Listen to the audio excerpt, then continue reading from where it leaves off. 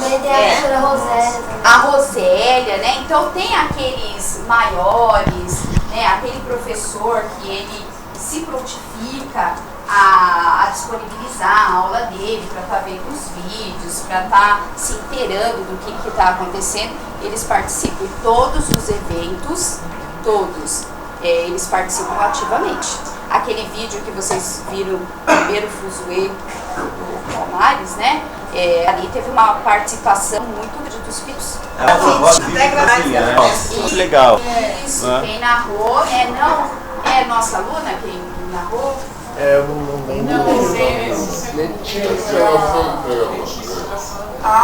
filha da professora. Pessoal, como é que está a integração com a família? O impacto do comportamental, vocês levam isso para casa, os pais recebem, irmãozinhos. Nos eventos, minha mãe, no fuzuê, minha mãe teve aqui. Todo mundo, eu acho que todo mundo melhora. Todo mundo do projeto compartilha com os pais, que os pais vêm vindo nos eventos que atendem aqui. Eu acho que o comportamento muda um pouco também, né? A minha mãe, ela sempre Eu queria fazer dois pedidos para vocês. Opa!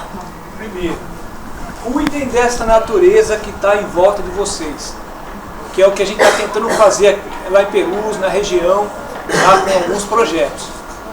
E segundo, logo vai surgir aí essa história de fazer o plano de bairro da Anhanguera. Participe desse negócio, porque isso vai influenciar muito na vida, na qualidade de vida de vocês e do bairro. Então, participem, procurem participar dessa discussão do plano de bairro quando começar a acontecer aqui na Anhanguera, tá? Maravilha. Eu acho que também existem alguns projetos que trabalham também nessa lógica do ambiental, né? A professora de ciências, a professora Iracema, dentro do projeto Escola em Movimento, tem um clube de ciências, né? Que ajuda a cuidar desse aspecto, tanto dentro da escola, quanto fazer, né, o reconhecimento ambiental ao redor. Isso, não sei se tem alguém aqui que é do clube de ciências. E é bem interessante. Mas passando para a diretora. Fica muito casual a escolha do que tem, do que vem e de receber. Por exemplo, tem mais a ver, é um projeto que pertence à escola, independente do diretor ou do coordenador pedagógico, esses projetos eles continuam, ou tem a ver também com a presença de vocês, com as escolhas de vocês, de um modo de dirigir a escola? A escolha não é nossa, não é nossa equipe gestora. A escolha é da equipe escolar. Sim, mas não é uma sabemos coisa que você pode permitir. Vocês vão trabalhar sobre isso. Não, mas é uma direção que encampa e que é... Não, então, é uma direção, mas assim, é uma direção porque é institucional já, esses planos, projetos, ou tem a ver ainda com vocês, pessoas. Algumas coisas são da prefeitura. Como ela disse, nas Ondas do Marili é um projeto que é do Educom, Educomunicação, que é da prefeitura. Então, mas que cada escola pode escolher, por exemplo. Ele não é obrigatório em todas as escolas. O professor da informática, que gostaria porque a Sandra, ela era professora de informática, professora de português, designada para informática. Depois ela voltou para a sala de aula. Então ela faz parte desse projeto junto com outros professores que vêm lá do Educomunicação, do Educom, da prefeitura. Mas o trabalho desenvolvido aqui vai surgindo da nossa demanda aqui. Isso, não tem... Eu coloco a Márcia como coordenadora, não. Mas permitir essa escola. Eu queria falar só uma coisa bem legal, assim, para quem não é dos nossos alunos, muitos deles não sei quantos aqui já foram professores de rede pública, ou se não conhecem como funciona por dentro da escola. Então algumas coisas a gente precisa, assim, às vezes até informar mais, porque vocês falam para quem já é educador, já sabe o que significa projeto, o contraturno, e o pessoal não sabe muito bem, né? Ou não sabe, né, porque estudou, não tem essa representação, porque são políticas recentes. Então, existe sim uma oferta de repertórios, né, para esses projetos. Algumas, infelizmente, não duram, né, porque passa de uma gestão a outra e às vezes porque tem marca de governo, isso acaba ou mudando de nome ou mesmo não existindo mais. Esse projeto do Educom, em todos os lugares que eu tenho acompanhado, ele tem uma característica que é muito forte, muito adequada para trabalhar com o projeto. Porque ele não impõe, ele não coloca como você deve trabalhar. Ele oferece algumas condições, que são essas condições de equipamentos, às vezes, alguma coisa que você consegue adquirir e que dá toda a vida para o projeto. É uma ideia que nasceu lá na ECA, com o professor Ismar, lá do Educom. Ele é o autor dessa ideia, ele é um geógrafo, que virou professor lá na ECA. Tem hoje a disciplina que forma alunos na educomunicação. Eu sei que eu trabalho numa disciplina. Um aluno formado lá, o Fábio, sim, ele é o responsável então, na eu trabalho numa disciplina lá na ECA e é uma proposta muito adequada para a escola, porque ela é da autonomia, do protagonismo e do apoio institucional, mas a cara é desenhada conforme a equipe. Então tem escolas que às vezes não conseguem organizar ou dar esse formato, né? Vão acompanhando a escola, mas ele dá uma abertura muito interessante para o jovem, porque justamente é uma coisa da flexibilidade. A pergunta era porque é uma provocação. Não é tem a ver com a sustentabilidade. Tem. Que é a preocupação assim, como é que esses programas eles continuam tempo suficiente para criar um processo, para criar uma cultura local, para criar uma. Né? E tem a ver com duas coisinhas que é importante para os alunos. Né? Para trabalhar com projeto por pressuposto ele tem que ter flexibilidade. O tempo didático é outro. Trabalho coletivo muito árduo e muito bem assim, construído, porque é uma proposta difícil de você realizar na conjuntura tradicional da escola, principalmente porque a escola não é flexível, porque o tempo didático é marcado em 50 minutos e porque o trabalho coletivo é muito difícil para os professores que pipocam em várias escolas ou que tem só um tempo curto. Então, organizar isto, é o que está por trás do que a gente está vendo, é um trabalho muito forte da equipe. Né? Então, essas três coisas são importantes para o pessoal entender essa concepção um pouco diferente que o projeto traz, que projetos trazem, né? Que é um desafio para a equipe que topam trabalhar por projetos, porque ela quebra aquele engessamento que a escola está habituada a viver. Só para terminar a fala mesmo, que era uma provocação, porque eu acho que é importante que a gente tenha, claro, um debate que é difícil de fazer, que é até onde vai o que é da vontade e da disposição do ser humano que trabalha na escola e o quanto que tem a ver com ausência de recursos e possibilidades. Então, assim, acho isso fundamental até para valorizar e respeitar o esforço que esse pessoal tem feito aqui. Tem a ver muito com a qualidade humana dos que estão. Eu queria inserir uma questão nisso aqui, porque a gente tem ido em várias escolas, ou em algumas escolas, e a gente vê quadros diferentes. A gente vê escolas que você fala assim, puxa, nem parece uma escola, parece uma prisão, e você vê escolas que estão se mobilizando para construir coisas e tal. Mas a pergunta do senhor é muito pertinente, porque mesmo em escolas que estão se mobilizando, nem sempre há o diálogo entre a diretoria e os professores, que aqui, pelo menos, eu estou percebendo esse diálogo, né? A diretora presente e a coordenadora presente no debate, sem necessariamente assumir o protagonismo à frente da apresentação. Quer dizer, essa condição de viabilidade de diálogo, ela é fundamental. Ela é fundamental. Então a gente vê o que aqui hoje? Não é uma experiência muito bonita, mas a gente, e árdua, acho que a Suelis destaca bem, é difícil trabalhar nesse contexto, né? E a gente vê então o diálogo com os alunos, dos alunos com os professores, vê o diálogo da direção e os demais professores, afinal de contas a direção também são professores, né? Nem sempre se lembra disso. Então esse diálogo é fundamental. A pergunta do senhor é muito boa, porque tem escolas que elas lutam para conseguir fazer as coisas e muitas vezes chega a ser a direção que dificulta a fazer por uma questão normativa ou por outra ideia qualquer. Porque tem responsabilidades que vão cair também sobre a direção. Então essa é uma coisa muito interessante que está aqui. A outra coisa que a gente observa aqui, ainda que seja uma pessoa, sócio, que eu identifiquei até agora, mas também tem uma mãe presente na apresentação hoje, o que pode ser um indício também desse diálogo, né, dos alunos com os professores, com os pais, com seus pais na casa, e também do diálogo mais amplo da escola com a comunidade que está expressa nesses trabalhos. Isso aqui é fundamental e só se faz, o senhor tem razão, com vontade.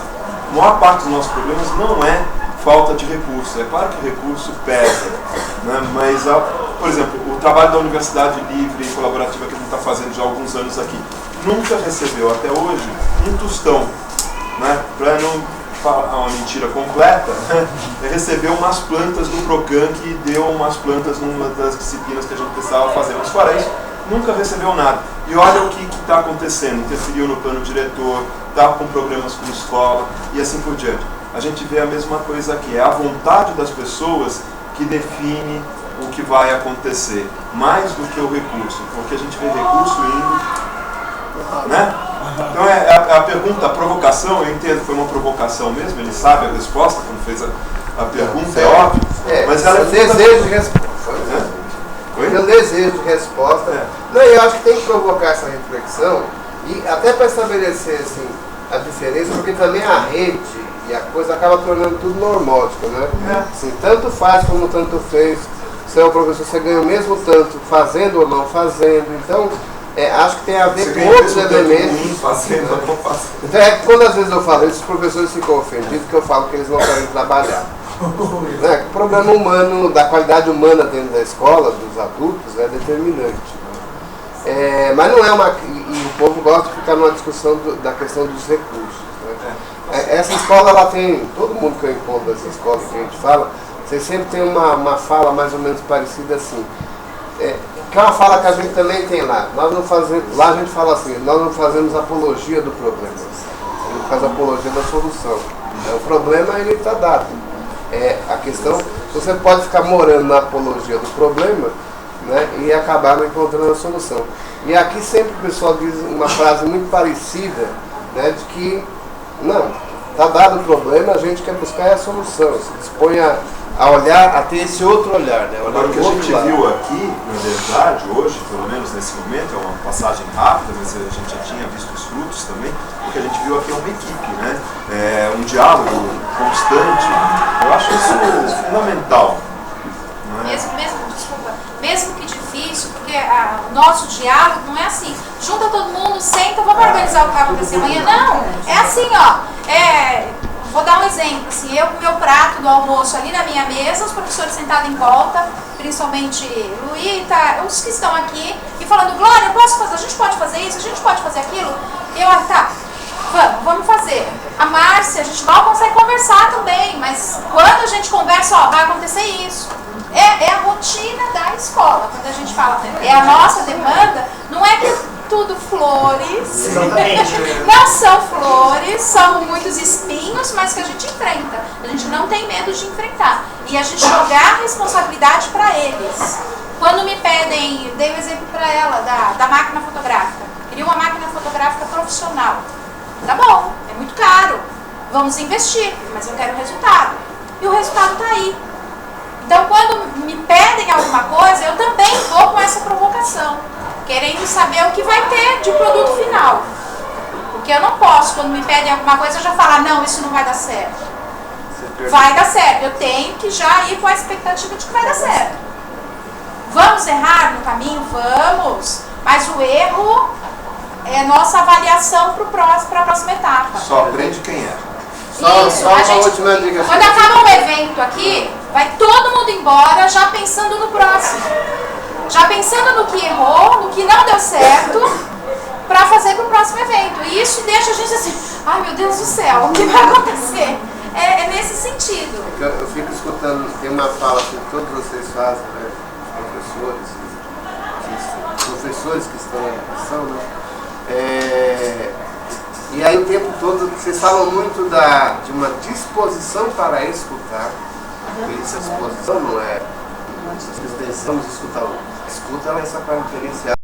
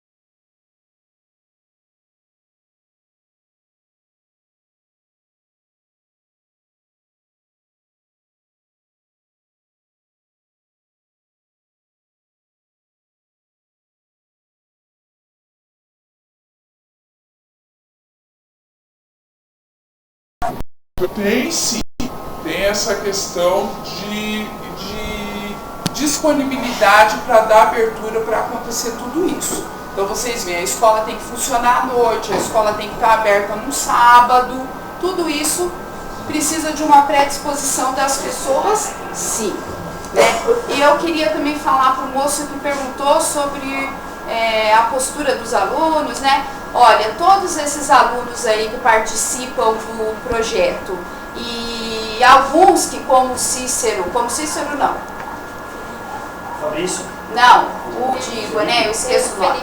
O Felipe falou, eles precisam encantar os outros, tá? E todos esses aí, eu sou técnica e eu lido com o quê? Eu lido com notas, né? Eu preciso que esses meninos aí, eles atinjam 20 pontos no final de novembro para que eles sejam aprovados. E todos eles melhoram sim. Melhoram por quê? Porque ampliam o repertório, porque aprendem a conversar, sabem se portar nos lugares, não que em determinados momentos, assim como a menina falou lá, que ela veio mais para matar a aula e depois ela percebeu que não é isso, né? Eles avançam sim, tá? Eles melhoram, né? Essa é a palavra, eles melhoram, né? Dá para avançar muito mais? Dá.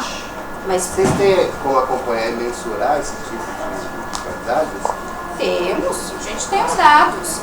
Né? Eu estava conversando com uma das professoras, ela estava me falando sobre conselho de classe, a gente analisa, a gente conversa sobre o rendimento, sobre a melhora de cada um. Tá? Até porque nós trabalhamos com essa provocação. Isso que ele está fazendo com a gente, essa provocação, a gente tem com os alunos. Né? É acreditar, é confiar, é jogar para eles a responsabilidade. Quando vem conversar comigo, eu falo, venha com bastante argumento para me convencer. Então ele já tem que vir pronto para convencer a diretora e a coordenadora de que aquilo pode acontecer. Então a gente faz essa provocação também com eles, né? E a gente vê o resultado. E só completando o que a Eurídice falou, realmente, não é assim, nossa, olha, aquele aluno lá se encantou, agora ele participa do projeto, ele mudou o comportamento. Não, gente, é um processo a longo prazo. O projeto da USP está conosco desde quando? Desde 2011? 2011. Desde 2011 que a gente participa do projeto da USP. E falar para vocês que ali eles percebem o potencial deles, com certeza. Porque a gente chega lá, pelo menos em 2011, chegamos lá humildemente, né, com poucos recursos, e os nossos alunos, eles se destacaram. Todos aqueles doutores que estavam lá, eles vieram falar pra gente, vieram nos parabenizar por causa do rendimento deles. Né? Então, uma coisa assim, que faz com que eu fale assim, olha, esse